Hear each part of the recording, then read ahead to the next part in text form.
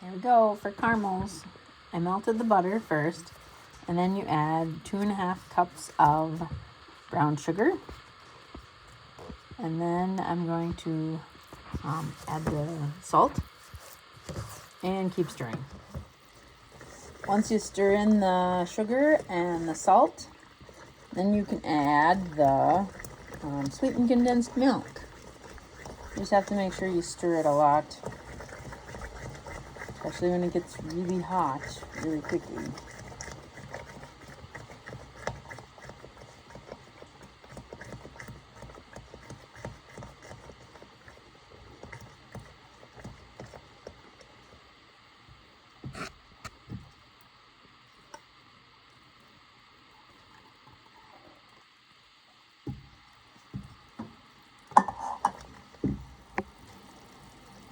And then you add the corn syrup.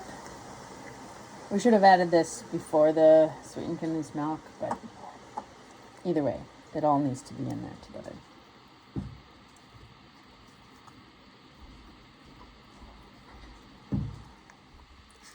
While that's heating, you really should try to stir it as much as possible.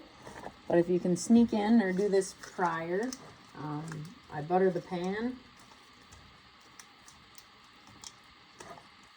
Some butter on the pan, and then I stirred a little, and then spread the butter all around. I found spray doesn't work, and your caramels just taste like spray. And I like glass, it just comes out of glass so well.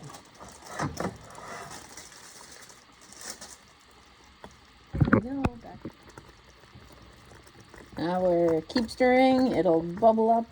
The goal is to get to 245 and no higher.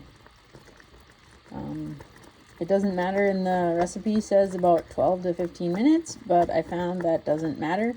What matters is that you reach the temperature ultimately, however long it takes. Keep stirring.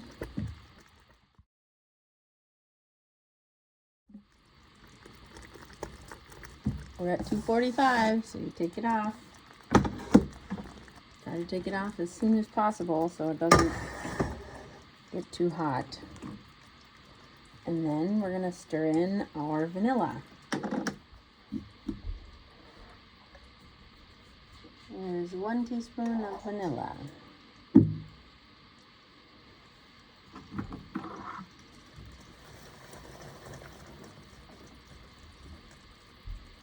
Stir it in well, and then when you pour it in your pan, make sure that you have your pan on a level surface. Otherwise you'll get some thick caramels and some thin caramels. So stir it till it's all even throughout.